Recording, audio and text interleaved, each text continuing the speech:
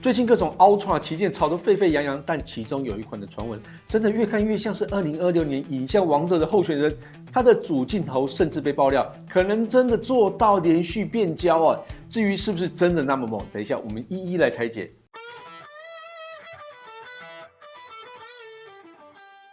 嗨，大家好，我是 Kissplay。2026一開始，各品牌的 Ultra 旗艦紛紛準備推出來。首先開炮的就是在2025年底偷跑的小米17 Ultra， 緊接着就是在2月底即將發表的三星 S26 Ultra。但我想大家更期待的，應該是3月左右要發表的 vivo 還有 OPPO Ultra 的版本。這兩家在拍照能力上的表現，在2025年可說是驚豔釋放。所以這一集就先整理 vivo X300 Ultra 的傳聞報道。過幾天有空再幫大家整理 OPPO Find X9 Ultra。這是 vivo X300 Ultra 受到期待的點，除了等等會分享的新規格外，更重要的是，它這次已經確定通過 EEC 國際認證，型號是 V2562。這代表什麼呢？代表它不只有中國限定，而是真的會走到全球市場。台灣當然也有機會會引進。這對上一代X200 Ultra 看着心癢癢但卻買不到的使用者來說，這是總算有希望了哦。當然，大家更期待看到的是鏡頭的進化，但話說在前頭，所有的爆料目前都還是在傳聞階段，所以大家就當成茶餘飯後的話題就可以了。所以讓我們就一起來看看傳說中的手機拍照王者 vivo X300 Ultra 的八卦整理。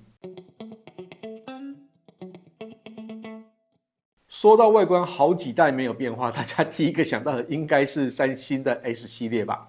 但其實 vivo X 系列也是從 X100 開始就維持 Oreo 圓形模組設計哦。這次 X300 Ultra 應該也是不例外啦。之前採訪 vivo 影像部門主管湯清良時，問到為什麼堅持使用大圓形的模組？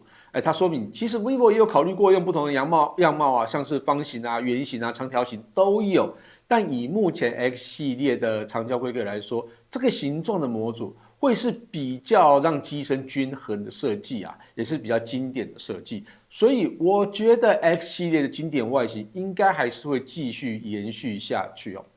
vivo X300 Ultra 機身部分傳出會採用直角金屬邊框，加上4邊超窄的平面螢幕。那直角邊框拿在手上的確會比較硬派一些，視覺上也會更利落。不過講到外觀，最讓人討論的是 vivo 可能會取消上一代 X200 Ultra 上面那顆實體拍照鍵。那這一顆按鍵能夠半按對焦、全按快門、滑動變焦、長按連拍，還能雙擊開啟相機。雖然功能那麼多，但說實在，我之前在用 X200 Ultra 或是使用 iPhone 17 Pro 時，用到這顆按鍵的次數真的超少，所以取消對我來說並不會有太大影響。不過不知道有沒有朋友是沒有這顆按鍵不行的，再麻煩留言讓我知道一下。螢幕部分 ，X300 Ultra 傳出會搭載 6.82 寸 BOE LTPO OLED 平面大螢幕，解析度是 2K， 並支援1到120赫茲的 LTPO 可變更新率，支援高頻 PWM 調光。這部分跟 X200 Ultra 規格其實沒有太大的差異。處理器部分，完全沒有意外的會放入 Snapdragon 8 Elite Gen 5。這個也是以往 vivo 在 Pro 系列採用天璣處理器 ，Ultra 系列採用高通處理器的慣例。但有趣的是，在天璣9500裡面有放入 vivo V3 Plus 的影像晶片並且額外搭配 VS1 Pre ISP。那搭載高通晶片後，會把2顆影像晶片獨立在外嗎？我個人猜測應該會這樣做，沒錯。而且 V3 Plus 也有可能會升級成 V4，那這部分就等正式發表後再確認哦。另外在電池部分 ，X300 Ultra 總算邁入7000毫安時等級了，同樣也會採用半固態電池設計。不過在充電部分，也總算回到了100瓦的有線快充啊，畢竟電池加大了，充電速度還是得要提升一些啊。當然這幾代都強調低溫下也能正常供電還有充電的特色哦，這是應該也會延續。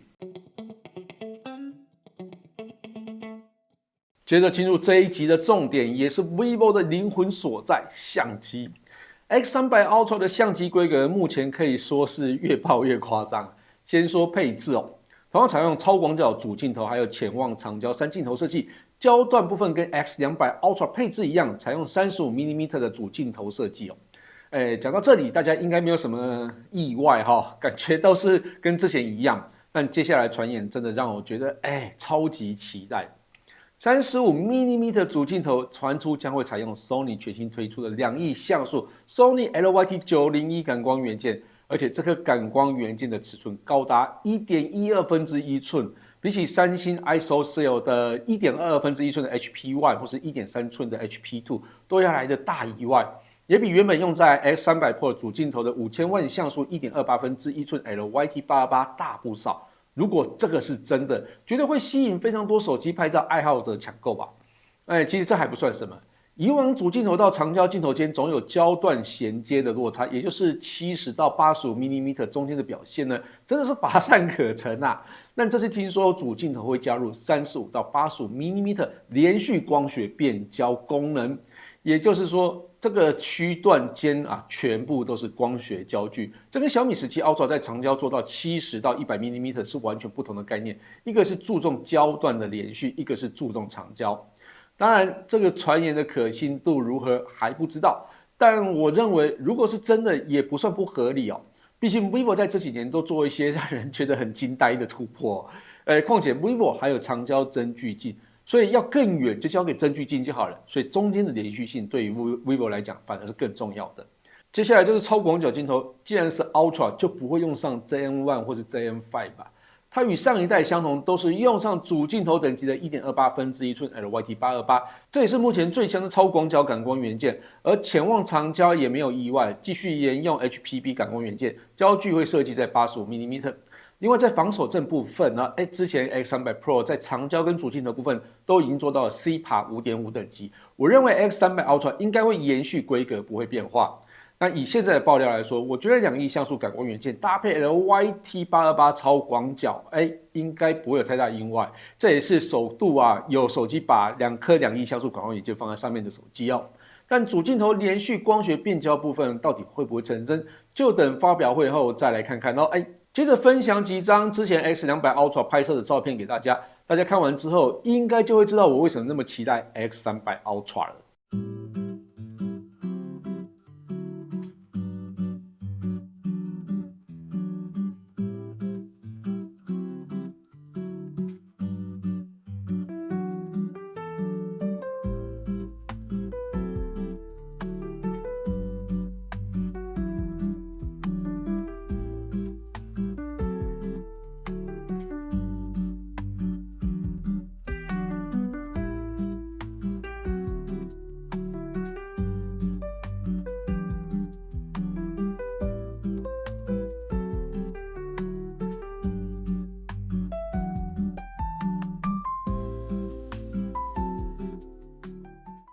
这几年 vivo 一直很努力擴展海外市場，從之前發表的 Orange OS 6國際版就可以知道，他們目標不只有中國市場。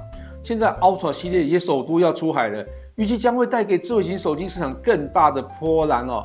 那目前 X300 Ultra 中國版應該會在第一季末，也就是3月左右發表。那之後國際版本應該就會陸續推出了。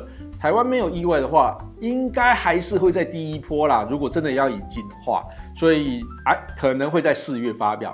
後續如果有更確定的消息之後呢，再分享給大家。以上就是 vivo X300 Ultra 的八卦報道，感謝大家收看這期節目，希望大家也會喜歡這次內容。如果有任何建議或問題，也可以留言讓我知道。我是 Chris Play，我們下次見嘍，拜拜。